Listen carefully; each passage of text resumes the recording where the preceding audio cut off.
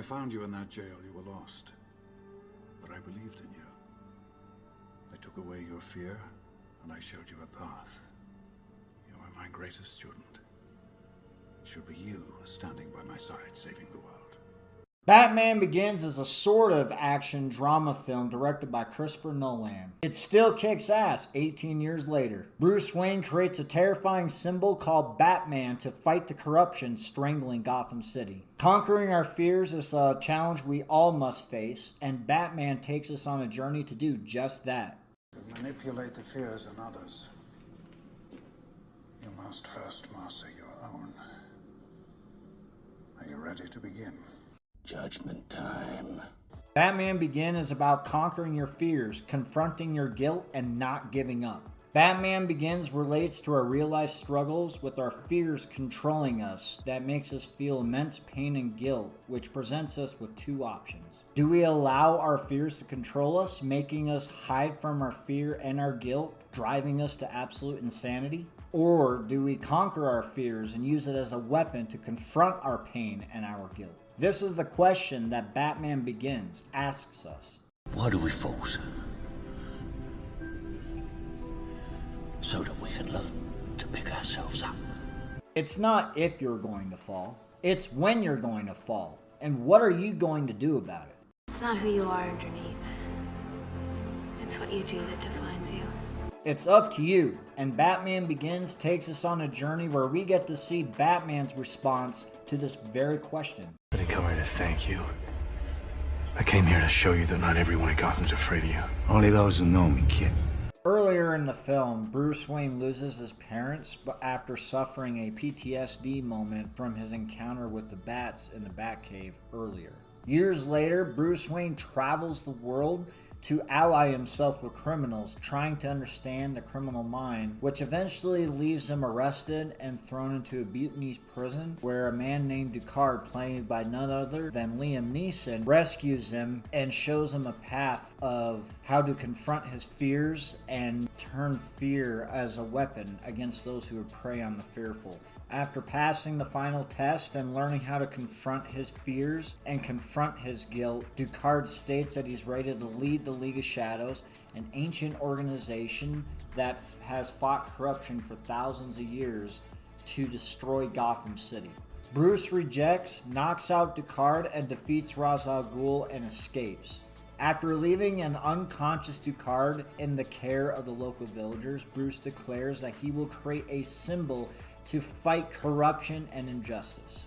Returning to Gotham City, Bruce allies himself with James Gordon, Rachel Dawes, Lucius Fox, and Alfred Pennyworth to create the symbol known as Batman that he would use to fight this corruption. After defeating Falcone at a drug shipment, Bruce realizes that the drugs that Falcone was shipping are weaponized hallucinogens that have the same effects that the blue flowers had at the League of Shadows training that he went through earlier. Dr. Crane is the man responsible for weaponizing this hallucinogen. Batman saves Rachel Dawes from Crane after being heavily poisoned by this hallucinogen. Taste of your own medicine, Doctor. After Batman uses Crane's own medicine against him, striking fear into Crane, Bruce asks him who's behind it, and Crane responds with Ra's al Ghul. Batman doesn't believe him because he believed that he killed Ra's al Ghul earlier in the film. Batman escapes the police with the dying Rachel Dawes and gives her the antidote made by Mr. Fox earlier in the film. Batman tells Rachel that she will wake up in her apartment and to give 2 inhibitors to James Gordon and to be ready for whenever the person behind the drugs attacks. At Bruce's birthday party, a random woman introduces Bruce Wayne to a man claiming to be Ra's al Ghul. Bruce is shocked to learn that this man is actually Ducard, and Ducard reveals himself to be the true Ra's al Ghul. Ra's al Ghul plans to unleash the hallucinogen on the city, causing the people of Gotham to tear each other apart through fear. After neutralizing Bruce at his home and burning Wayne Manor to the ground, Ducard goes to Gotham City to unleash his plan. His plan is to use this thing called a water emitter that vaporizes Gotham's water supply, to which Crane was dumping the poison in all the way through the movie and unleashing this vapor into the city, causing everyone to panic and kill each other. After being rescued by Alfred, Bruce puts on the Batsuit and goes to Gotham to face Ra's once and for all. After a fierce battle, James Gordon and Batman defeat Ra's by causing the train he was in to wreck and later explode. Back at a burnt down Wayne Manor, Rachel tells Bruce that one day when Gotham will no longer need Batman, perhaps she'll see the man she fell in love with once again. The movie ends with James Gordon and Batman teaming up to forever face the corruption strangling Gotham City. The standout casting for Batman Begins is Liam Neeson, who plays Ducard, also known as Ra's al Ghul. He naturally brings out the mentor in Raz's character to Bruce Wayne. When Liam Neeson's character is revealed to be the big bad, he brings out the character in a threatening and we need to stop this guy kind of way. Ra's al Ghul is truly perceived as a threat, and that's all thanks to Liam Neeson's great acting.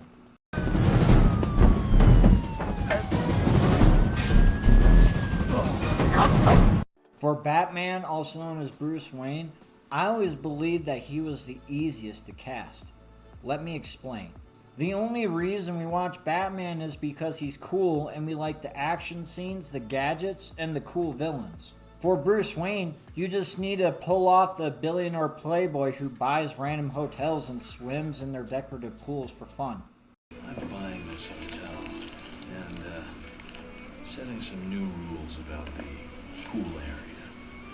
And for Batman, they just need to look good in the suit and do exactly what the stunt coordinator tells them to do. Batman's a cool character, but not an interesting one. He gets us from point A to point B. Not to knock on Christian Bale's talent, but like all the Bruce Wayne casting before and after him, he literally had the easiest job. In terms of acting, I'm not a fan of Batman Begins because of Christian Bale. I'm a fan of Batman Begins because of all the elements surrounding Bruce Wayne's character, making him stand out. Like most main characters, Bruce Wayne is only as good as the writing provides, the supporting characters that develop him as a character, and the villain and or challenge that he must face and overcome by the end of the film. So with that, I really enjoyed Christian Bale as Batman. Now I want to talk about the rest of the creative elements that I haven't talked about yet.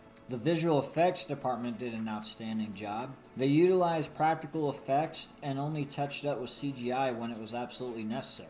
One of my favorite scenes in the movie was the cop chase where you saw Batman drive the tumbler. It's just fascinating to me that they actually built that thing and they drove it at speeds up to 80 miles per hour on real location, not studio.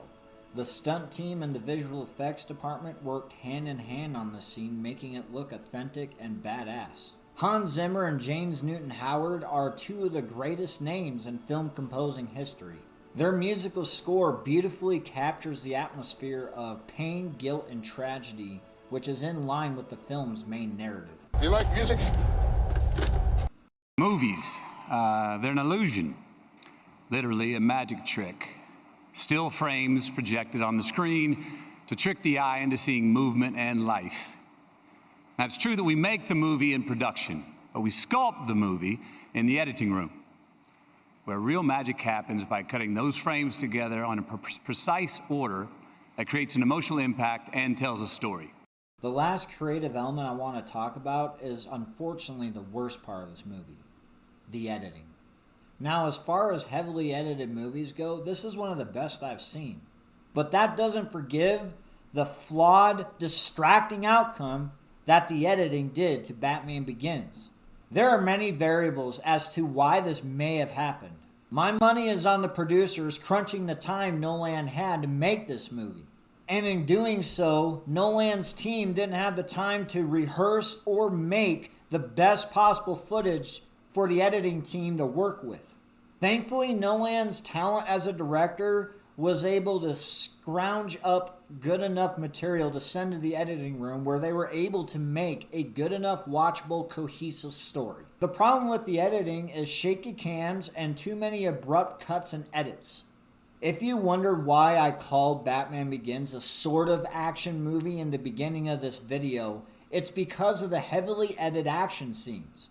Even though Batman Begins was marketed as an action movie, the action scenes themselves sucked because the shaky cams make it where you can't see anything.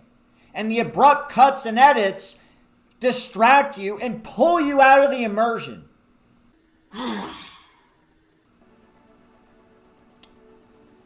True, the editing wasn't great in this movie, but by the end of the film, it still managed to bring out the drama of what was happening in the particular scenes.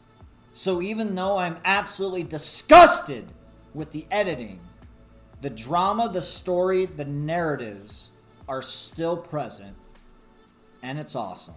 So I got that going for me, which is nice. There's a lot of cool fun facts to talk about this movie, like the drunk person that crashed into the tumbler during filming, or Christian Bale falling asleep while they were shooting a scene. But there's one in particular that I thought was pretty cool. Cillian Murphy, who did an outstanding job as Dr. Crane, aka the Scarecrow, was first considered to play the role of Batman. But he later landed the role as Dr. Crane, obviously, once Christian Bale landed the role of Batman. So that was pretty cool. I thought, at least. The last thing I want to talk about before we wrap this up is actually a favor that I ask of you, the viewers. In the film, Rachel Dawes and Bruce Wayne pass around this arrowhead throughout the story.